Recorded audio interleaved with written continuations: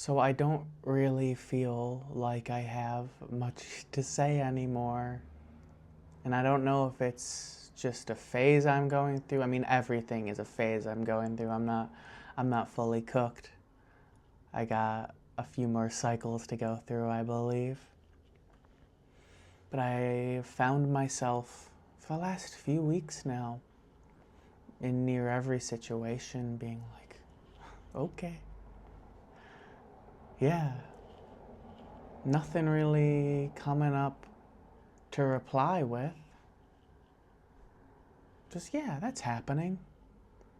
All right. What else is going on?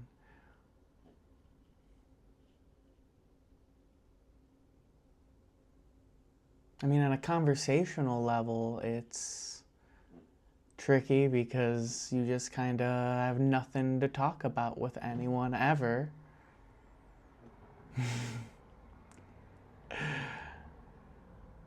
So it's just a lot of silence. And it's interesting because, on the one hand, like, that's what I'm after. I'm after that silence. I just kind of feel like I'm chillaxing. Like I am just resting in God. And I feel like I just have been doing that for a couple weeks now. It just has felt like I'm on vacation, regardless where I am. And I really couldn't care more or less one way or the other about really anything. I've just been in this constant state of like chill. And that's interesting because, yeah, why wouldn't you want that? Like, that's what I was after. I was so stressed and so on edge for so much of my life. To be able to say that I'm just chill and not really thinking about any problems for 95% of my day, like that's a miracle right there. Yet, I'm still human, so I still find things to be like, well, if only this, if only that. Still things that could get a little bit better, that could improve the situation a bit more. How my belief of how the will of God should be different, challenging reality. Even though everything that is happening to me is exactly what I've always wanted. Like, at its core, the form looks very different. I had my own dreams that were very ego-driven and maybe had a lot more glitz and glamour to the external frame. But at its core, all of that was to lead to the feeling of belonging, safety, home. All of these things that everyone wants, of course. That's all we're after. We all just want to feel safe.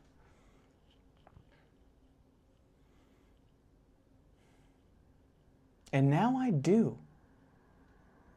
More than ever before. There's no one in the world that like I actively hate right now. I don't really get outraged by anything. Or if I do, I can't really hold on to that anymore, you know?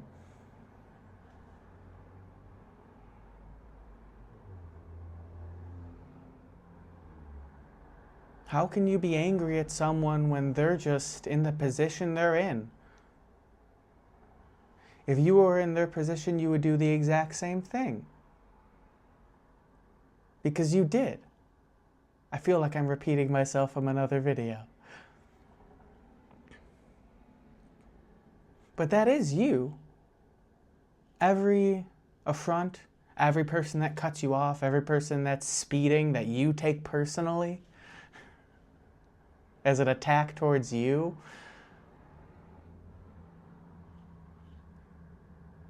there's a justification for it. People aren't doing evil for evil's sake. The worst people in the world are just trying to feel love, and they're very, very, very confused on how to get it. And I imagine to many people that just sounds like a nice sentiment. I mean, for most of my life, I was in that same boat. But like at the end of the day, you would still feel that anger, that injustice, because there was that separateness. There was that you versus me, everyone versus everyone, an 8 billion person battle royale, however many people are on Earth, I can't keep up. But everyone for themselves. I mean, it's the default nature of the world. Every person that's growing up, unless you're in a remote area, untouched by civilization, and even probably still then, you're growing up in an area where you are taught us versus them, whether that's skin color, whether that's what side of a line you were born on, whether that's whatever. Us versus them.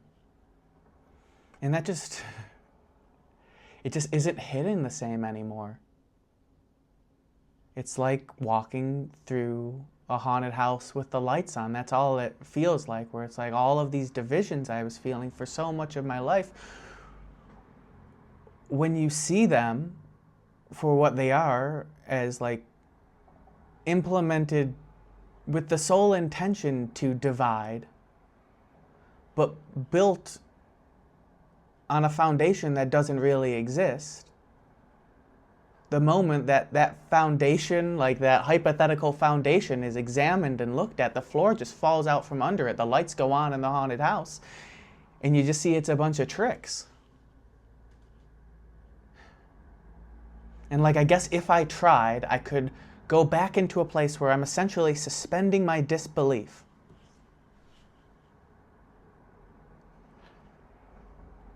And I do that. I'm sure I will again. And I'll be sucked back into the story, but that's just not what I want, because when I do that, then I believe in separation, and then I have things I'm trying to protect. And then I'm scared, then I'm not feeling safe. All of the treasure that I have right now, all of the safety that I feel right now, I have to give up if I want to be aware of differences.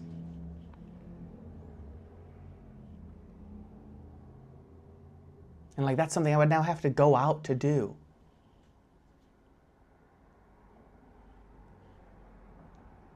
Do I want that? I mean, clearly on some level, because I do find myself back there. But right now, especially with the last few weeks, where it's just kind of been like, at a point where suspension of disbelief has gone out the window. I just kind of keep seeing the world as, I keep running into myself. I mentioned this in my previous video about Obsession, and it's spoilers for Obsession for the next like 45 seconds or so. But at the end of the movie where Nikki makes the wish back on Bear, and they have that moment standing in the living room just like looking at each other in love. Just the whole like climax where everything's great, everything's safe. Like the moment of orgasm of the movie. I mean, the climax of the movie where everything hits its apex and you know everything's gonna be okay from here. I keep kind of having that with people now. And that's a different life to live, because you're not meeting the same people you've ever been meeting before. Does that make sense? Like, it's almost you're meeting a different kind of person. I've described it as an alien in the past. I don't know if I've done that in a video, but sometimes when I'm looking at someone and I really see myself, I'm not seeing like this face. I'm not seeing Tom, the identity, but I'm seeing it, and I'm not seeing them either. I'm not seeing their face or their identity. It's like I'm seeing a third thing. that doesn't necessarily look like a person, because the idea of person and what a person is and a human is out the window. So they kind of look like an alien, just like a third separate being, a light being. I don't know. I hear the word light being thrown around. I have no idea if I'm using it. I'm just saying at the most basic level, they are a being in this universe that is powered by light. And they've got like clones everywhere, billions everywhere.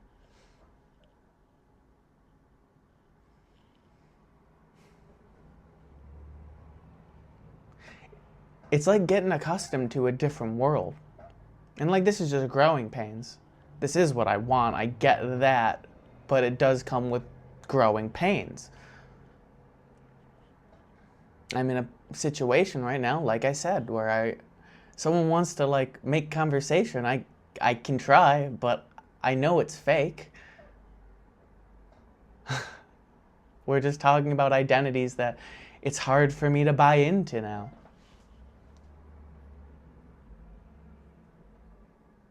And I'm learning how that works.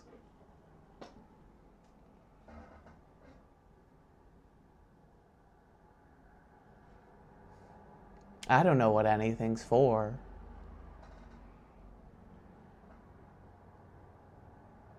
I'm going into all this blind just as you are. But it is different. Noticeably different.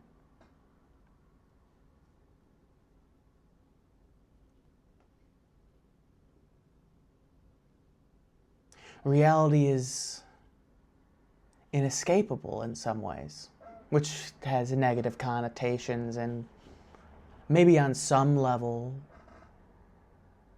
the spiritualized ego, the part of the ego that still is here, still kind of rattling in the cage. Because a lot of this is spiritualized ego, I get that.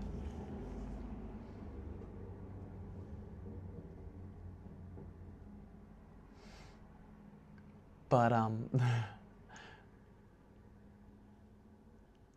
I've become aware through kind of experiencing this prolonged sense of clarity.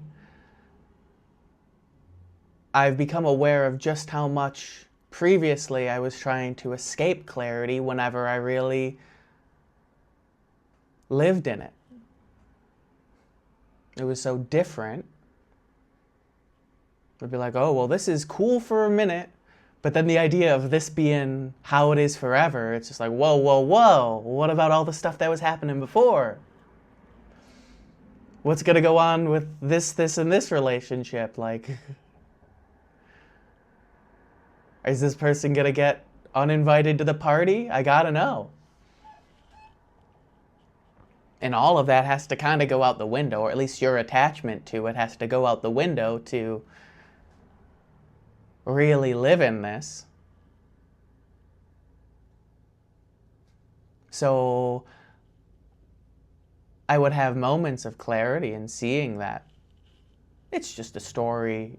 You don't need to tune in next week to see what happens. Like, the story going on out there, that's much more important. That's much more interesting and worth paying attention to. But because it's such a shift, because it's such a dramatic change of everything that happens internally, there's like, I can't handle it for that long, man. I gotta go back underwater. You know the episode of SpongeBob where they all go above land? Allie, of course, you know what I'm talking about. It's a different thing. It's a completely different look. Everyone looks completely different. But they can't stay up there for long. Like, imagine if the rest of SpongeBob was made in that art style. Like, I mean, maybe it would be a success still, but you can't deny that it would be a completely different show. That's how this kind of feels, and you kind of just want to go back to classic SpongeBob. So you head back down underwater where everything is how you've known it. Except now I'm kind of in a place where even when I try to distract myself,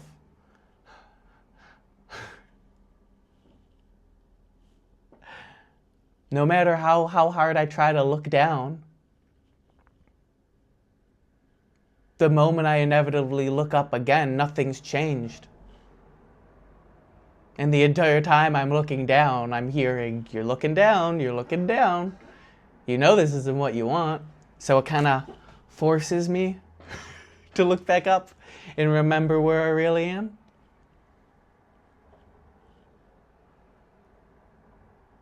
And so I'm becoming very aware because I am constantly trying to escape, and then the moment I do, hearing, "You don't really want to be doing this, you don't really want to be doing this, you don't really want to be doing this," until you look back up and have to recognize the reality of the situation.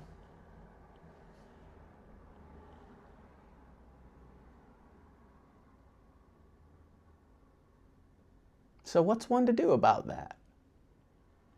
I mean, clearly it's out of my hands.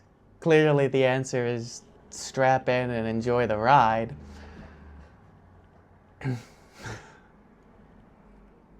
But where does that leave me?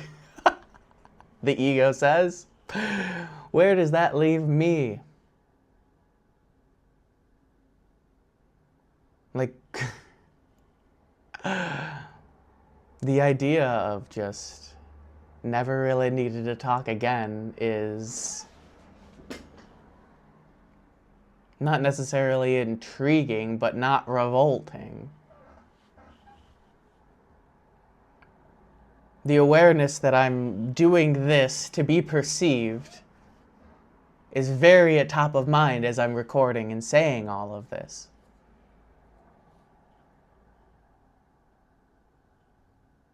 What is the function of this? Is this necessary? Probably not something good to hear 17 minutes into a video, but just kind of bearing my truth today.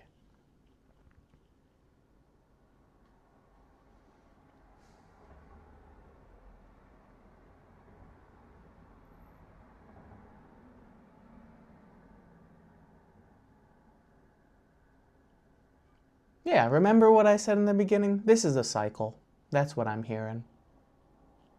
This is a cycle, and you are in a space right now that maybe it seems like a longer section of the cycle than you're used to being on. This is maybe taking a little longer than you're used to, but hey, you don't know what that means. Maybe you're supposed to just be here for a while.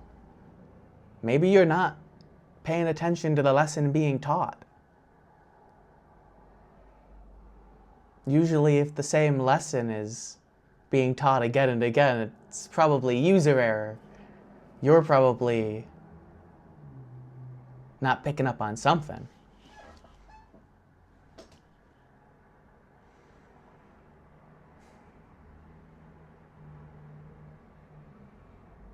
Yeah, you hear me talking about how easy I am, how quick I am to escape, to try and escape. I mean, clearly there's something to that.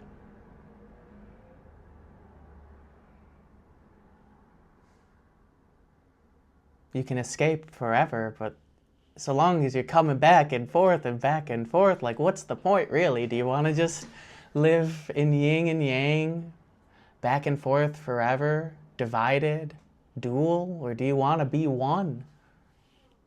I mean, you do want to be one, that's the truth, and if you don't recognize that, keep searching.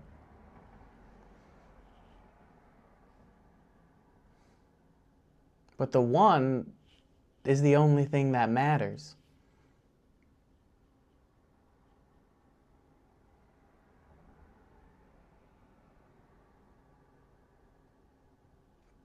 Keep your mind on that. The one is the only thing that matters. Anytime you're stuck in a decision,